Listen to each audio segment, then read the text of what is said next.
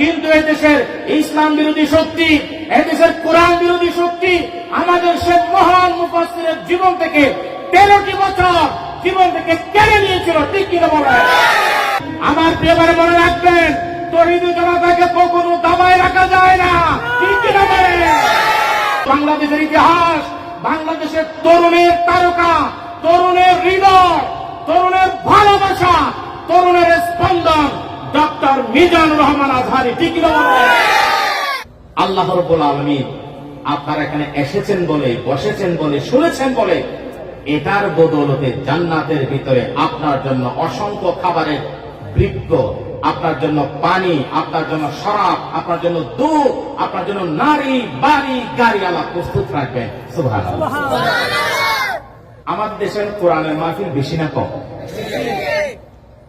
আপনারা জানেন, এখন আপনি যেই জেলায় যাবেন, যান অলিতে গলিতে মাহফিল, সিরাতুন নবী নামে মাহফিল, মিলাদুন নবী নামে মাহফিল, তাফসীরুল কোরআন নামে মাহফিল। এই যে অলিতে গলিতে মাহফিল, এই মাহফিল যে আমাদের দেশে পরিচিতি লাভ করেছে, চলুন আমরা কয়েক বছর আগে একটু চোখ বুলিয়ে দেখি। আমাদের এই দেশে তাফসীরুল কোরআনের যিনি সূচনা করেছেন, আমাদের এই দেশে কোরআনের প্রেম মানুষের মধ্যে যিনি জাগিয়েছেন, আমাদের দেশে মানুষদেরকে কোরআনের শাসনের কথা যিনি জানিয়েছেন, একদিন নয়, দুদিন নয়, 3 দিন নয়, বিভাগে বিভাগে 5 দিন ব্যাপী যিনি তাফসীরুল কোরআন মাহফিল করে দেশ এবং দেশের বাইরে বিশ্ববরণ্য মুফাসসির হয়েছেন। আপনার কি সেই মহা মনীষীর কথা মনে আছে কিনা? আল্লামা দেলোয়ার হোসেন সাঈদীর কথা বলছি, ঠিক কিনা? আমাদের দেলোয়ার হোসেন সাঈদী যখন মাঠে আসতেন, আল্লাহর কোরআনের কথা যখন বলতেন, চট্টগ্রাম সমাজ কল্যাণ পত্রিকায় দিত, যখন 5 দিন ব্যাপী প্যারেড ময়দানে মাহফিল হতো, বাংলাদেশের বিভিন্ন আনাচে কানাচ থেকে তৌহিদি জনতা আসতো আল্লাহর কোরআনের তাফসীর শোনার জন্য। সেই মুফাসসির যতদিন এখানে ছিলেন, বাংলাদেশে ছিলেন, তখন পৃথিবীর মানুষ খুশি ছিল। ঠিক কিনা বলে?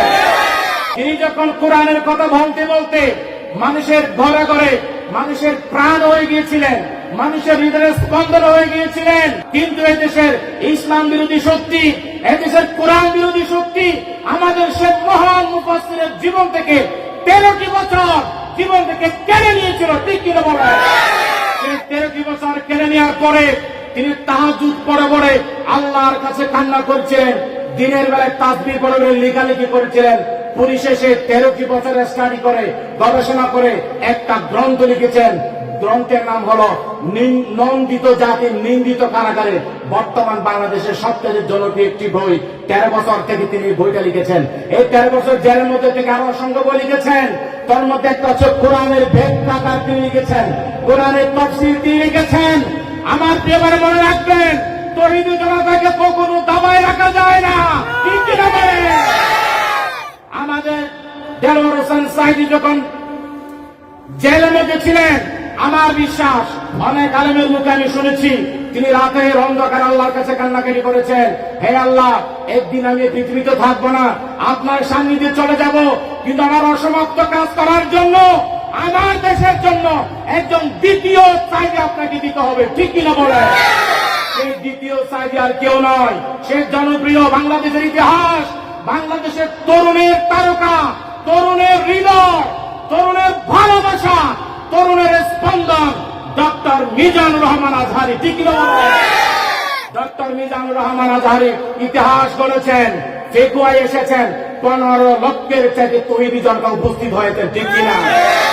যাদের মুখে দাঁড়িয়ে আছে অন্তরে তাকওয়া নেই, যাদের পরনে জুব্বা আছে অন্তরে তাকওয়া নেই, যাদের কথায় কোরআন আছে অন্তরে তাকওয়া নেই, তাদের কিন্তু মিজানুর রহমান আজহারীকে সহ্য হয় না। ঠিক কিনা বলেন?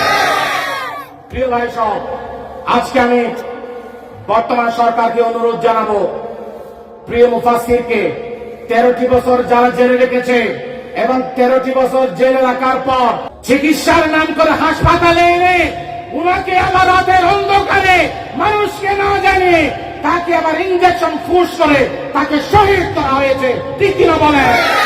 যখন তিনি শহীদ হয়েছেন, উনার প্রিয় সন্তান তাকে দেখতে এসেছেন, সারাদিন অপেক্ষা করেছেন, সারা রাত অপেক্ষা করেছেন, তৌহিদি জনতা অপেক্ষা করেছিল, কিন্তু সাইদিকে তারা দেখতে দেয় না, ঠিক কিনা বলে?